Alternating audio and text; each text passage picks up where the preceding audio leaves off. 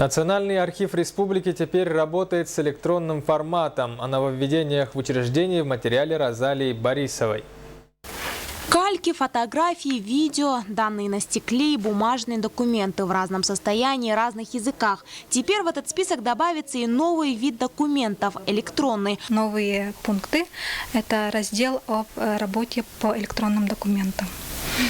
Также организации и органы государственной власти обязаны работать по этим правилам, то есть это должны иметь помещение под архив, который отвечает нормативным правилам.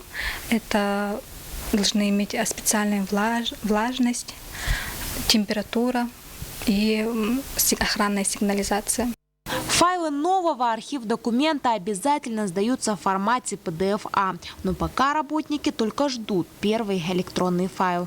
Более миллиона разных дел хранится в этих стенах. И сегодня с архивом работает более 200 разных организаций, сдает свои самые ценные документы. С появлением раздела об электронных документах в архиве должна появиться не новая только полка с документами, а целое здание. Но когда начнется строительство, пока неизвестно.